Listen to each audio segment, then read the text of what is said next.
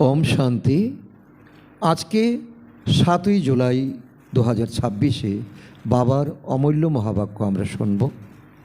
कर्म अकर्म और विकर्मेर गभीर और सूक्ष्म गति सम्पर्के प्रकृत ज्ञान आमादेर एकमात्र शिव बाबाई प्रदान करें।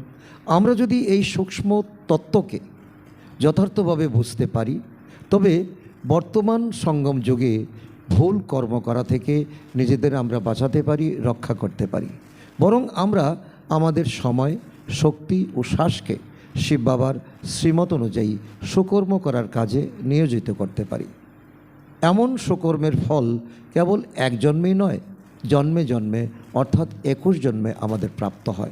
शतयुग त्रेता एवं एई संगम जुगे एक जन्म। किन्तु कर्मेर एई सूक्ष्म रहस्यके उपलब्धि करते एवं श्रीमत अनुयायी प्रतिटी कर्म सम्पादन करते हले सबचेये प्रयोजन शिव बाबाके एकाग्र चित्ते स्मरण करा। एजন্য गीताते बला हयेछे मन्मना भव। कारण स्मरण अर्थात योग छाड़ा केवल ज्ञान थाकलेও সেই ज्ञानके आमरा वास्तव जीवने प्रयोग करते पारी ना। ताई एकटी हलो ज्ञान आरेकटी हलो योग। এই দুটির সুন্দর ভারসাম্যের মাধ্যমেই আমরা সকলের এবং বাবার আশীর্বাদ প্রাপ্ত করতে পারি। বাবা বলে কি, তোমাতে সন্তুষ্ট থাকো, পরিবারে সন্তুষ্ট থাকো, তারপর বাবা সন্তুষ্ট হবেন এবং আমাদের আগামীর ভবিষ্যৎ প্রারব্ধ আমরা গড়ে তুলতে পারি। আজকের মুরলি অত্যন্ত গভীরভাবে এই বিষয়গুলো বাবা আমাদেরকে বোঝাচ্ছেন। তো এখন আমরা মুরলি শুনব বিস্তারে। ओम शांति। आज के बाबा बोलेছেন, मिष्टि बाच्चारा तुम्हादेर এই নেশায় থাকতে হবে যে আমাদের বাবা এসে গেছেন আমাদেরকে বিশ্বের মালিক বানাতে। আমরা তার সম্মুখে বসে আছি। তো বাবা এসেছেন, আমরা বাবার সম্মুখে বসে আছি। তো এই অনুভব আমাদের এই দেহ মনে এক অদ্ভুত আমাদের শিহরণ জাগিয়ে তোলে। তবেই বাবা বলে কি তোমাদের অনুভব হচ্ছে এবং অনুভব হতে থাকবে। আজকের মুরলি থেকে প্রশ্ন, কর্মের গুপ্ত গতিকে যারা জানে তারা কোন পুরুষার্থ অবশ্যই করবে? উত্তর, স্মরণে থাকার। কেননা তাদের এটা জানা আছে যে স্মরণের দ্বারাই পুরনো হিসেবপত্র মিটে যাবে। তারা জানে যে আত্মা যদি পুরানো হিসেব নিকেশ কর্মভোগ বিটিয়ে না ফেলে তাহলে তাকে শাস্তি ভোগ করতে হবে আর পদভ্রষ্ট হয়ে যাবে, পুনর্জন্ম এই রকমের হবে। আজকে বাবা এত সুন্দর অনুভব আমাদেরকে করিয়েছেন যে অনুভবে থাকলেই আমাদের কি হবে, আমাদের কর্মাতীত অবস্থা হবে। ওম শান্তি। বাচ্চাদের অসীম খুশির পারদ ঊর্ধ্বমুখী হতে থাকে যখন বাচ্চারা দেখে যে বাপদাদার সম্মুখে এসেছেন। আর এটাও বাচ্চারা জানে যে 5000 বছর পর পুনরায় সেই বাবা ব্রহ্মার শরীরে এসেছেন। আমাদের 2 2 4 হয়ে গেছে, জীবন মিলে গেছে। এর থেকে বড় খুশি আর কি হতে পারে? কি করার জন্য এসেছেন বাচ্চারা? এই নেশায় বিভোর হয়ে এসেছেন। বাবা কি করতে এসেছেন? বাবাকে আমরা রেখেছি। সকল বাচ্চারাই জানে যে স্বর্গের মালিক বানাতে এসেছেন, আমাদের জন্ম জন্মান্তরের পাপ ভস্ম করতে এসেছেন, আমাদেরকে উপায় বলতে এসেছেন, আমাদেরকে উপযোগী তৈরি করছেন। বাবা আমাদেরকে উপযুক্ত করছেন, আমাদেরকে তমপ্রধান থেকে শতপ্রধান বানানোর যুক্তি বারবার বলে দিচ্ছেন প্রতিদিন। বাবা ক্লান্ত হন না। জ্ঞান শোনাতে শোনাতে আমরা শুনতে শুনতে ক্লান্ত হয়ে যাই। যুক্তি খুবই সহজ, তাই না? একদমই সহজ স্মরণ বাচ্চাকে শেখাচ্ছেন। বাবা বলছেন যে রাজযোগ হচ্ছে অত্যন্ত সহজ প্রক্রিয়া। অজ্ঞানকালে কোনো বাবার বাচ্চা জন্ম নিলে মনে করে যে আমার উত্তরাধিকারী জন্ম নিয়েছে। তোমরা এই সময় জানো যে এই সময় বাবা এসে আমাদেরকে দত্তক নিয়েছেন, ব্রহ্মার দ্বারা আমাদেরকে আপন বানিয়ে নিয়েছেন। এমনিতে তো তোমরা সকলেই হলে সে বাবার বাচ্চা, কিন্তু তোমরা ভুলে গেছো, তোমরা মায়ার কবলে পড়ে গেছো। কিন্তু বাবা নিজের কিভাবে করবেন? তার জন্য তো মাধ্যম চাই, যার মাধ্যমে আমাদের জ্ঞান শোনাতে পারবেন আর আমরাও এর থেকে শুধরে যেতে পারি। আমরা এখন মায়ার কবল থেকে বাবার কোলে বসতে পারি। শিব বাবা এই ব্রহ্মার শরীর থেকে বলছেন যে আমি হলাম তোমাদের বাবা, তোমাদেরকে স্বর্গের মালিক বানাচ্ছি, উপযুক্ত করে তুলেছি, তোমরা আমাকে নিজেকে সমর্পণ করো, তন মন ধন সব কিছু আমাকে সমর্পণ করো, তোমাদের কাছে যা কিছু ভাঙা আছে তা আমাকে দিয়ে দাও, তার পরিবর্তে আমি তোমাদেরকে গুণময় জীবন শক্তি এবং গুণ আমি উপহার দেব। কেবল তোমাদের আত্মা যে পতিত হয়ে গেছে সে না মুক্তিতে না জীবন মুক্তি ধামে যেতে পারবে। তোমরা সবাই হলে এক বাবার সন্তান, সবাইকে বাবার সম্পত্তি নিতে হবে। অনেক অনেক বাচ্চা আছে, বৃদ্ধি হতেই থাকে, তিনি অ্যাডাপ্ট করতেই থাকেন। হে আত্মারা, এখন তোমরা আমার আহ্বান, আমাকে আমার সন্তান হয়েছ, আমাকে আহ্বান করেছিলে না, এখন আমি তোমাদেরকে দত্তক নিয়েছি, নিজেকে আত্মা মনে করো। আমি তোমাদেরকে পরামর্শ দিচ্ছি, আমাদের এখন বাবার সাথে সাক্ষাৎকার হয়েছে, যাকে আমরা অর্ধেক কল্প ধরে স্মরণ করেছিলাম। হে বাবা, হে মুক্তিদাতা, এসে আমাদেরকে সুন্দর দুনিয়াতে নিয়ে চলো, সুখের দুনিয়াতে নিয়ে চলো। এটা কখনো ভুলে যেও না, এটা তোমাদের প্রতিশ্রুতি। আর এখন তোমরা ভেঙে গেছো, অর্ধেক কল্প আত্মা এই শরীরের দ্বারা স্মরণ করে এসেছে, জানে না, বোঝে না। হে পতিত পাবন, হে দুঃখহর্তা সুখকর্তা, হে হে বলে এসেছে, তার মানে তার কোনো পরিচয় নেই, আর পরিচয় কখন পাবে কোনো নিশ্চয়তা নেই। কেননা রাবণ রাজ্য, তাই না? ঠিক উল্টোভাবে ঘুরিয়ে দিয়েছে। তো উল্টোভাবে ঘুরিয়ে দিলে যে সোজা রাস্তায় কেউ আসতে পারবে না। আর এখন যারা মনে করে আমি অনেক সুখে আছি, আমার এত পদম সম্পত্তি আছে, এত মিল আছে, কারখানা ইত্যাদি আছে, তো এসব তো হলো অল্পকালের জন্য, খুব শীঘ্রই বিনাশপ্রাপ্ত হবে। অন্তিম সময়ে তো অত্যন্ত ত্রাহি ত্রাহি করতে হবে। বাবা আহ্বান করছেন বাচ্চাদেরকে, লৌকিক দুনিয়ার বিষয়বস্তুকে ছেড়ে এখন তুমি আমাকে স্মরণ করো, এখন তোমার সদ্গতির রাস্তাকে পাক্কা করো। দুঃখের পাহাড় ভেঙে পড়বে, দুঃখের পাহাড় ভেঙে পড়বে। এই সমস্ত সম্পত্তি সেকেন্ডে সমাপ্ত হয়ে যাবে। বাবার থেকে তোমাদের সেকেন্ডে উত্তরাধিকার প্রাপ্ত হয়। বাবা বলেন, তোমাদের আমি সেকেন্ডে স্বর্গের বাদশাহী প্রদান করি। তোমাদের এই পুরানো দুনিয়া সমাপ্ত হয়ে যাবে, লড়াই লাগবে, আর কি হবে? প্রাকৃতিক বিপর্যয় হবে, সাফাই তো করতে হবে, তাই না? বাবা বলছেন এই দুনিয়াকে সাফাই করার জন্য এই অ্যাটম বোম আর প্রাকৃতিক বিপর্যয় হলো আধার। তোমাদের আত্ম এখন পবিত্র হচ্ছে। বাপদাদা দুজনেই বুঝতে পারেন বাচ্চারা কতই না পরিশ্রম করছে, পরিশ্রমের ফল তো পেতে হবে। বাবার থেকে উত্তরাধিকার প্রাপ্ত করার জন্য পরিশ্রম তো অল্প বিস্তর একটু করতেই হবে। নিজেকে আত্মা মনে করে বাবাকে স্মরণ করো। সেই আত্মিক বাবা হলেন নিরাকার, আমরা আত্মারা তাকে আহ্বান করি, তাই না? বাবা বলেন তোমাদের আত্মা যে পতিত হয়েছে তারা পাবন কিভাবে হবে? পতিত পাবন তো এক বাবাই, তাই না? তো জলের নদী পতিত পাবনী হলে তো ঝট করে একটা ডুব লাগিয়ে চলে আসতো সকলে, আর দুনিয়াতে এই বিচার বিভাগ, আইন বিভাগ কিছুই থাকতো না। তো বাবা বলছেন যে গঙ্গা স্নান তো অনেকে করে, তথাপি পতিত কেন রয়েছে? বারবার কেন গঙ্গাতে যায়? রাত দিন এটাই ভজন করতে থাকে, পতিত পাবন সীতারাম, রঘুপতি রাঘব রাজারাম। অর্থ কিছুই বোঝে না। অর্থাৎ যেসব ভক্ত অথবা সীতারা আছে তাদের সকলের রক্ষক হলেন এক রাম, অর্থাৎ পরমপিতা পরমাত্মা। পতিত পাবন, পতিতেরও পতি হলেন তিনি, পতিতেরও পতি হলেন তিনি।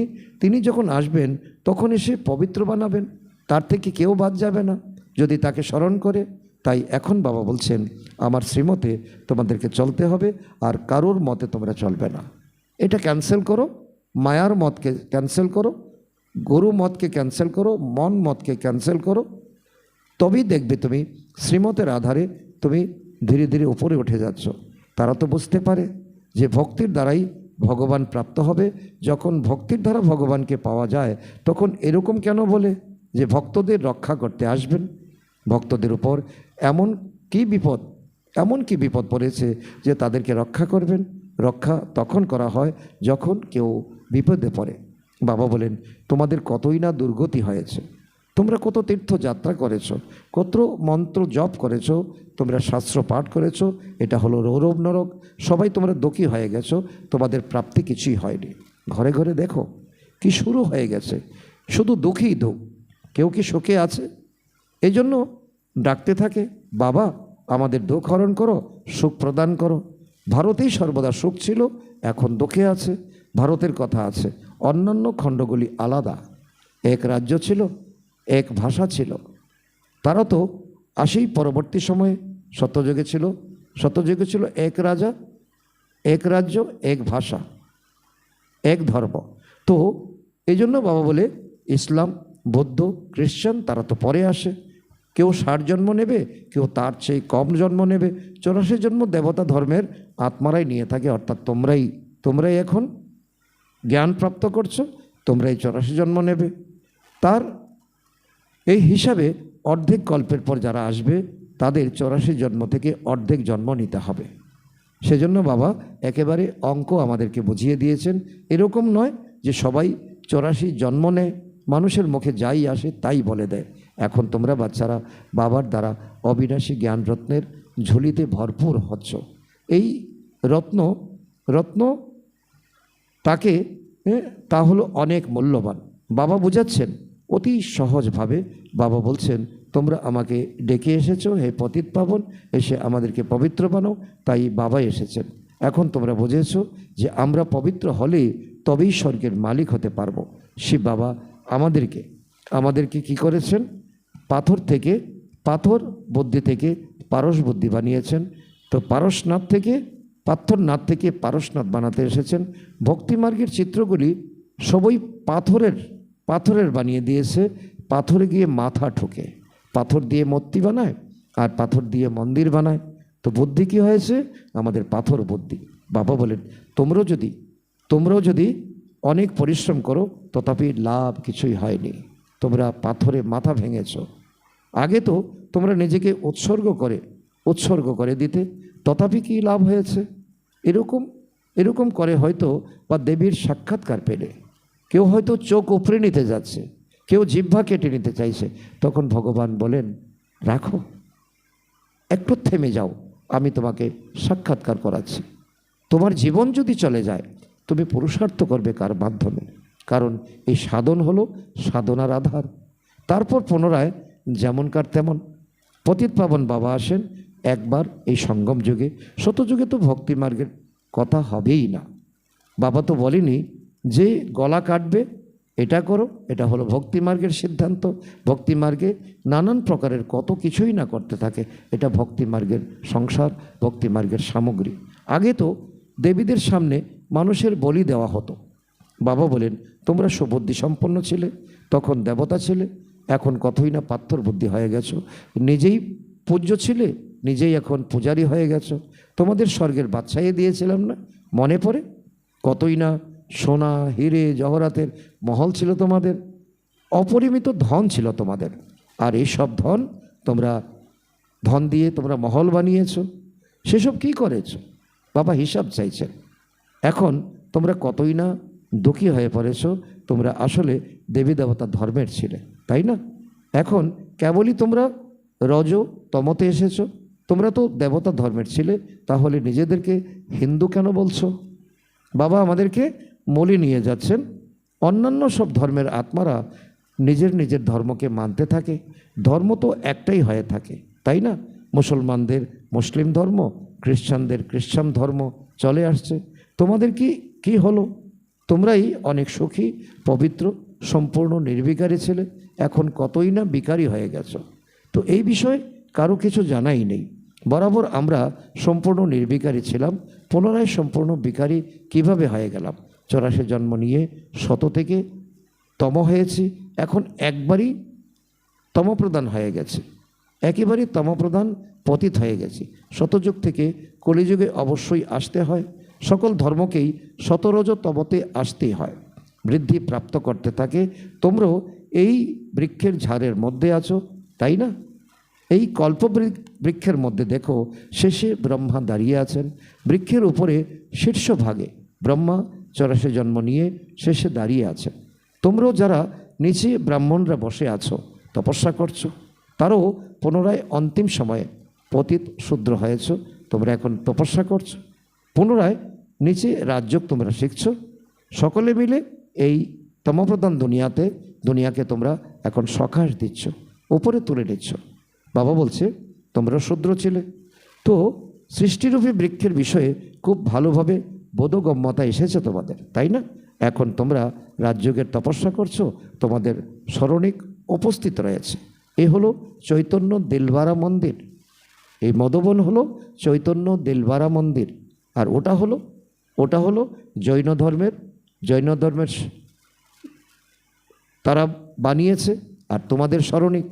শতযুগে এটা থাকবে না। এই সময় তোমরা নিজেদের স্মরণিক দেখছো, তোমরা প্র্যাকটিক্যালে সত্যিকারের দিলবারা মন্দিরে চৈতন্য রূপে বসে আছো। এই বর্তমান রূপকে তোমরা অনুভব করো, দেখবে মুহূর্তের মধ্যে তোমার একেবারে দেহ মন একেবারে জ্ঞান ডান্স করছে, একেবারে শান্ত শীতল হয়ে গেছে, স্বর্গের স্থাপনা হচ্ছে, তাই না? বাবা আমাদেরকে উপযুক্ত করছেন, যুক্তি দিচ্ছেন, জ্ঞান শোনাচ্ছেন, যোগের দ্বারা বিকর্ম বিনাশ করার পদ্ধতি বলছেন। পুনরায় স্বর্গে আসবে তো এই মন্দির ইত্যাদি কিছুই থাকবে না।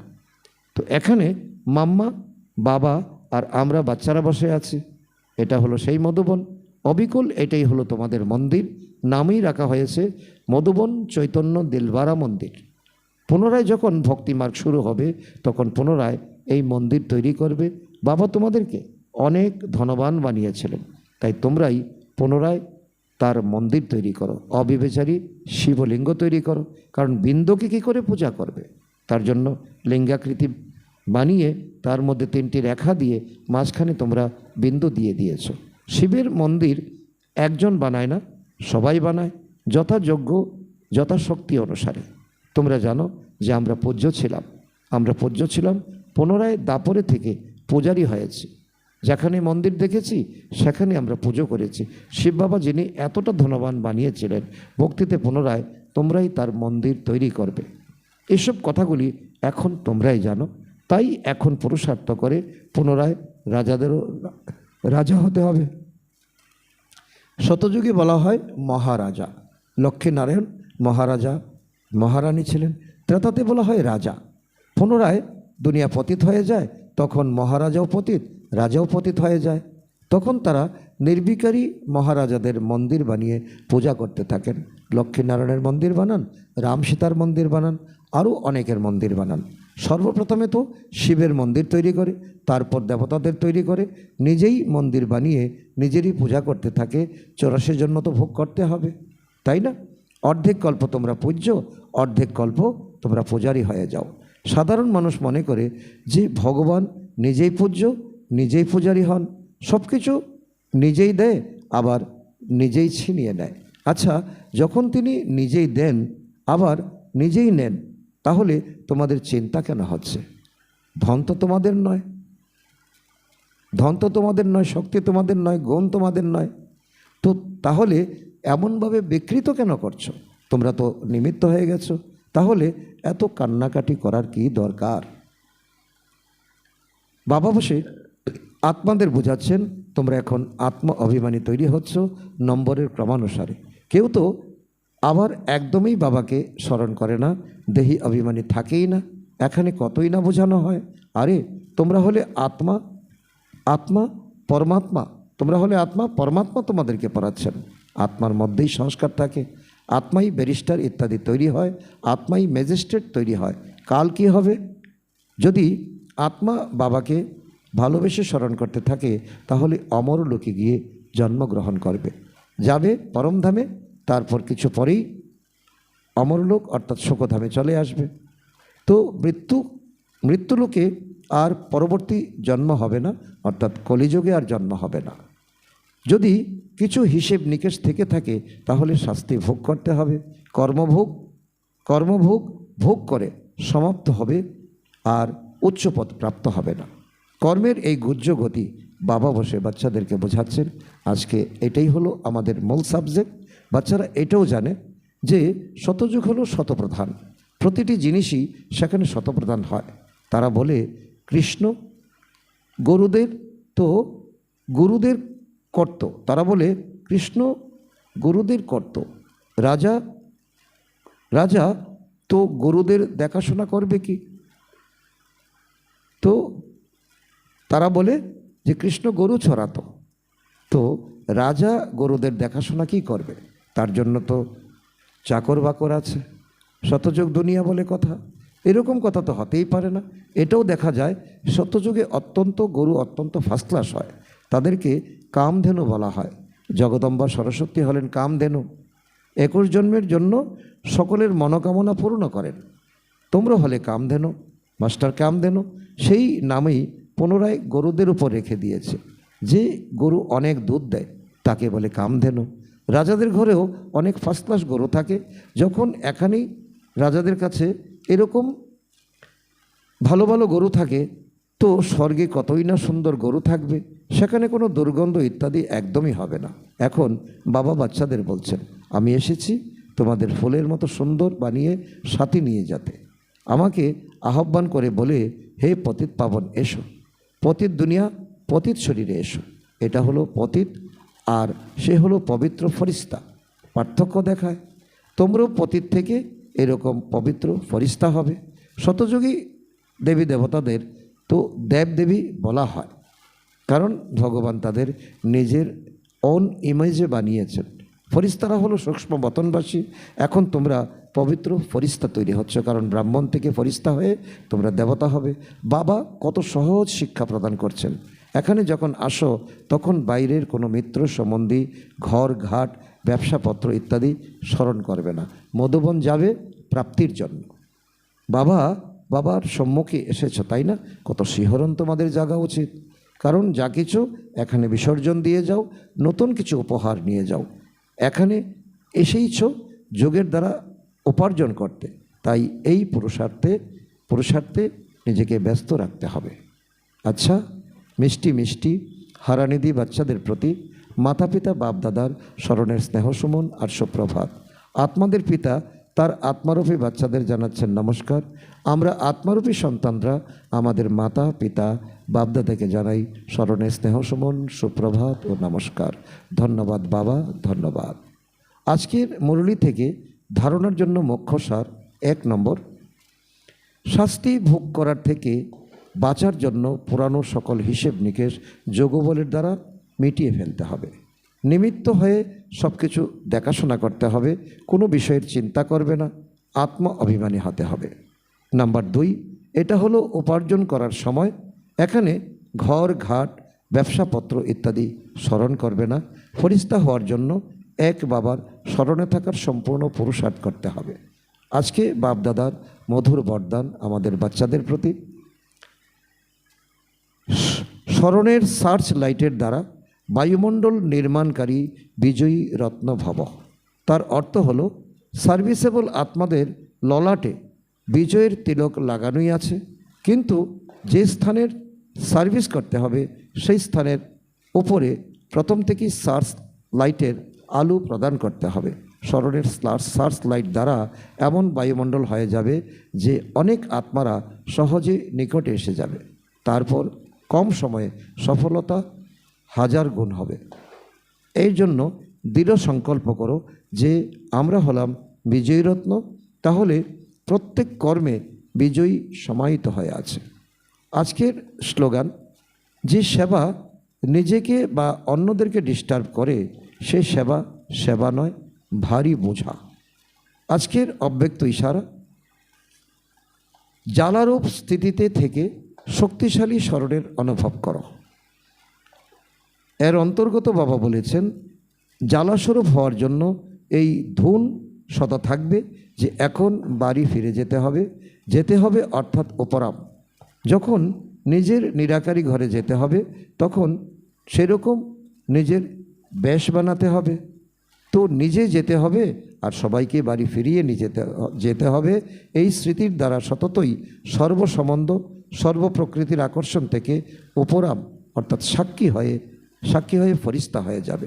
সাক্ষী হলে সহজেই বাবার সাথী, বাবার সমান হয়ে যেতে পারবে, বাবার সাথে সাথে যেতে পারবে, পিছু পিছু যেতে হবে না। আচ্ছা, ওম শান্তি।